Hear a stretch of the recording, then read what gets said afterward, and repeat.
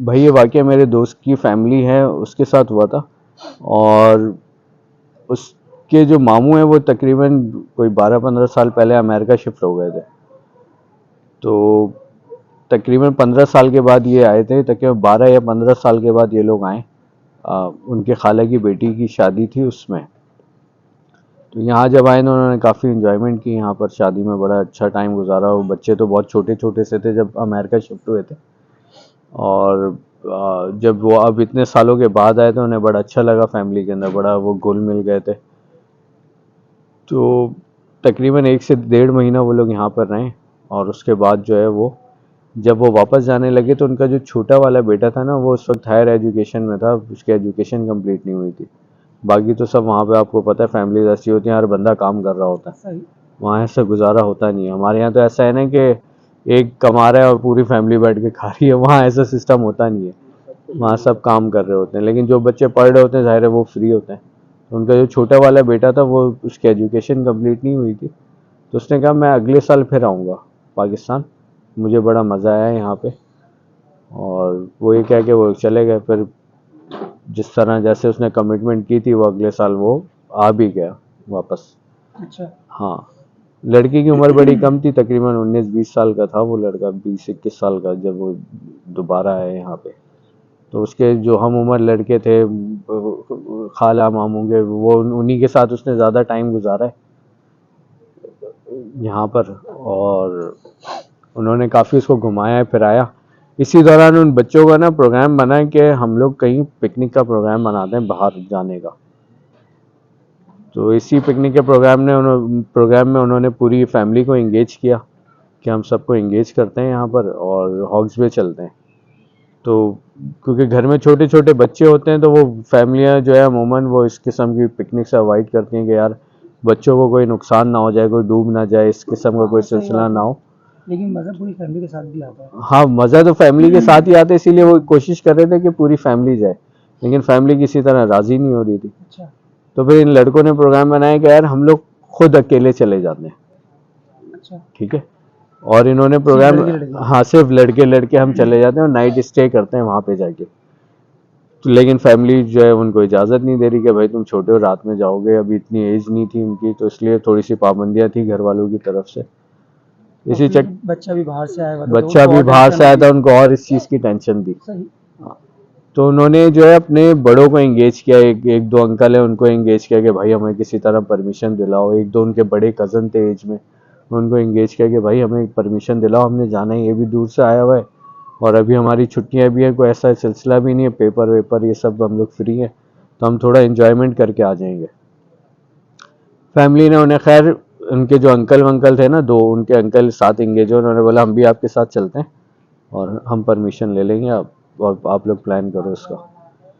तो उनको भाई उन अंकल की वजह से और उनके दो बड़े कज़न इंगेज हो गए थे, ये 4 बड़े थे घर के, वो साथ में इंगेज हुए तो उनको परमिशन मिल गई। अब इनके पास टाइम था शॉर्ट, यानी ऑनलाइन इन्होंने हट बुक करने की कोशिश की। वहाँ पे इन्होंने 2-4 बंदों के कांटेक्ट नंबर निकाले और उनसे कांटेक्ट किया, तो उनमें से एक बंदे से इनकी पैसों में बात जो है वो डील हो गई, पैसों में सही। वो पैसे उसके मुनासिब लगे। अच्छा, उस बंदे ने पिक्चर्स देखी तो उन्हें हट भी अच्छा लगा, सही लगा। उस बंदे ने कहा इस हट का जो केयर टेकर है ना वो असल में छुट्टियों पे गया हुआ है, तो मैं आपको चाबी मैं खुद आपके घर पे भिजवा दूंगा, आप अपना एड्रेस दे दें और आपको हट की जो फीस है ना वो आपको एडवांस देनी होगी। हाँ तो सही रूल्स है वो तो। हाँ, वो जो रूल होता है कि भाई आपको फीस एडवांस देनी होगी।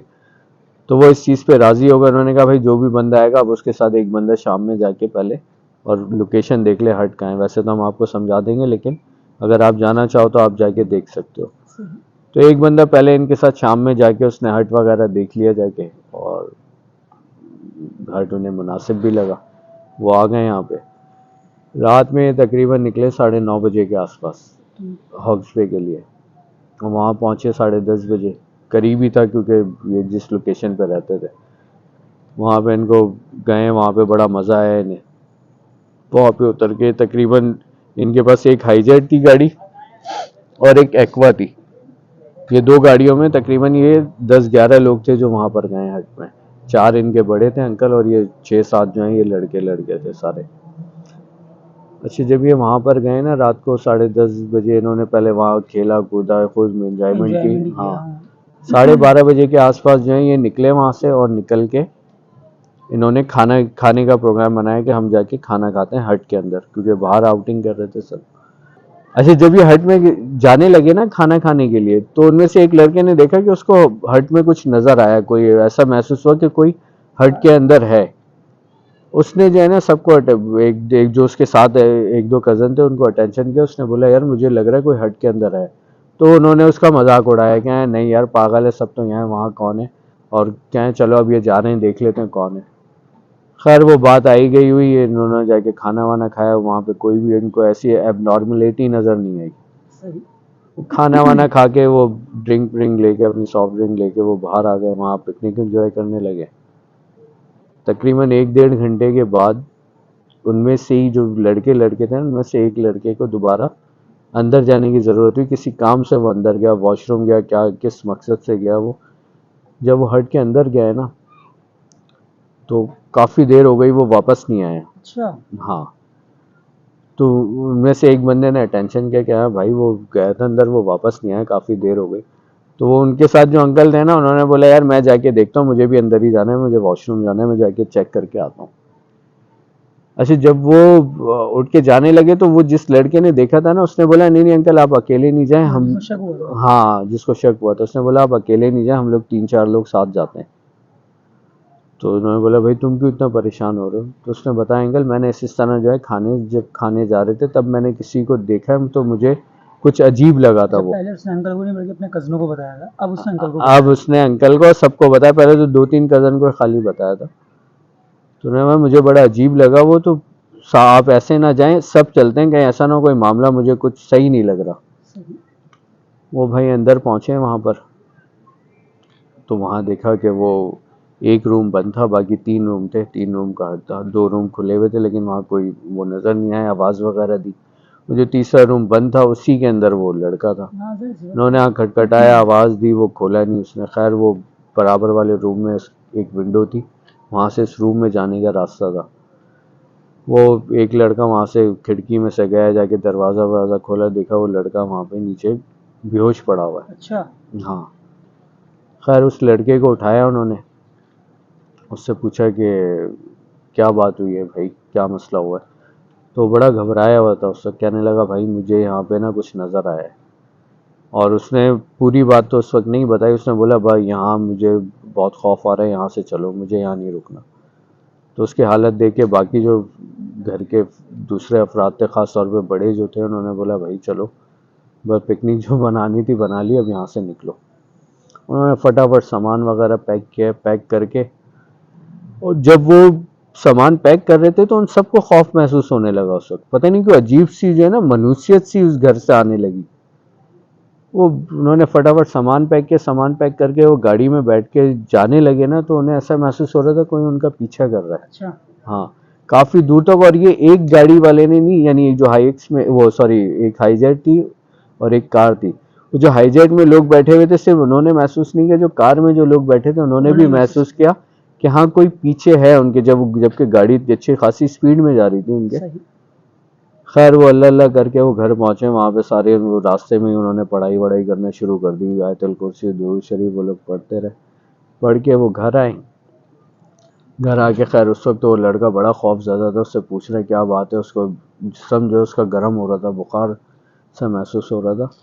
खैर उसने फिर भी उसने हिम्मत करके बताया कि भाई मैं जब कमरे में आया हूँ, वहाँ पे कमरे में यानी उस हट के अंदर आया हूँ मैं, तो मुझे लगा कमरे में कोई है वहाँ पर।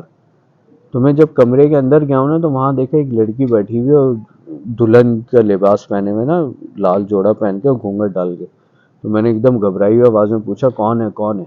और फिर पता नहीं क्या हुआ, मैं खुद ब खुद उसके पास बढ़ता रहा हूँ, और मैं उसके पास गया, मैं पूछा भाई कौन बैठा है, क्या है, क्या मसला है।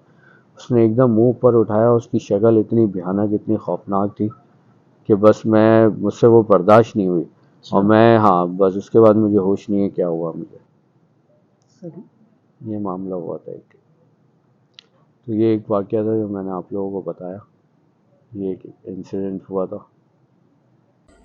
सूरह जिन आयत नंबर 6।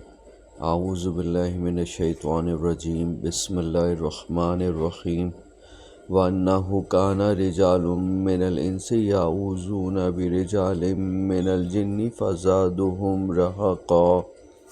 और ये कि बाज़ बनी आदम बाज़ जिन्नात की पनाह पकड़ा करते थे, इससे उनकी सरकशी और बढ़ गई थी। और अगर आप लोगों को मेरे वाक़या पसंद आया तो प्लीज़ मेरे इस वाक़ये को लाइक करें और मेरे चैनल को सब्सक्राइब करें। शुक्रिया।